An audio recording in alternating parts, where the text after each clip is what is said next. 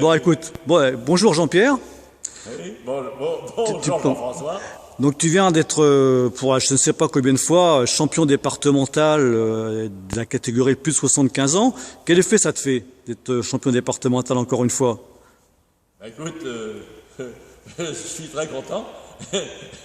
J'avais envie de dire comme un coureur cycliste qui un jour était arrivé premier au Tour de France et qui avait dit je tâcherai de faire mieux la prochaine fois. C'est quand même un peu difficile. Ça va être difficile, ouais. Ça va être difficile. Mais surtout que effectivement, tu le dis, je joue en 75 ans alors que j'en ai 5 de plus. Donc, ou en tout cas, je vais les avoir. Donc, effectivement, je suis satisfait, je suis un peu surpris.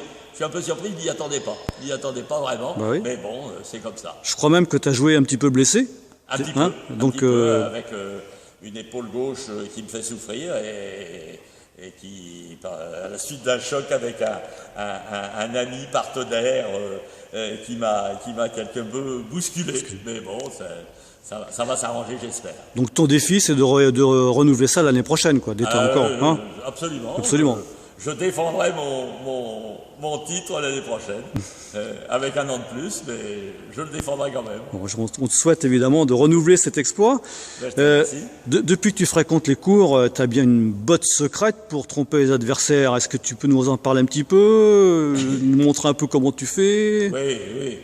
Ouais, écoute, mon coup initial, ancien, c'était le coup droit. Le revers était plus faible.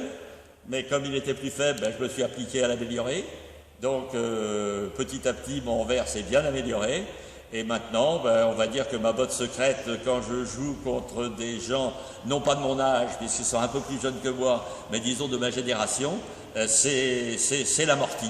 L'amorti, d'accord. Les balles très très courtes après une balle longue pour provoquer chez eux une débauche d'énergie pour essayer d'attraper la balle très courte que je mets de l'autre côté du filet. L'amorti derrière le filet, donc tu prends la balle bien en dessous, Je la passe très en dessous. Très en dessous, très en dessous. Plus avec le revers, quoi. Très en dessous, coup droit revers. D'accord, oui. Très bien. Eh bien, on m'a dit aussi que tu avais une autre botte secrète, enfin celle-là t'en parles pas, c'est pas vraiment technique, le coup du lacet.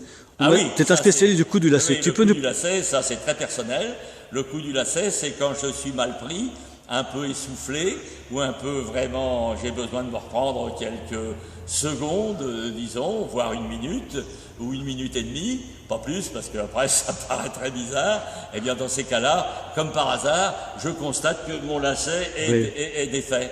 Alors il faut évidemment, on peut pas jouer avec un lacet défait, c'est dangereux. C'est très dangereux. Le temps de remettre mon lacet, de remettre tout en place, ça me permet de souffler. Mais ça, faut pas le dire. Non, on le dit pas, on va pas divulguer ça.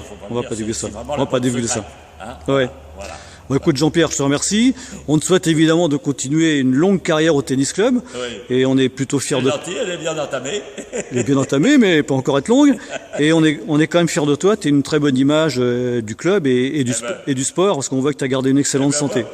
Voilà. Et moi, je souhaite à tous mes amis du club, ils sont nombreux, d'avoir la même santé que moi pour pouvoir faire la même chose le moment voulu, puisque c'est moi le plus âgé des joueurs. Et je crois, ouais. Je crois. Donc je leur souhaite d'en faire autant, de me suivre, et je dis pas de me rattraper, c'est pas possible. C'est pas possible. Voilà. Merci beaucoup Jean-Pierre. À bientôt.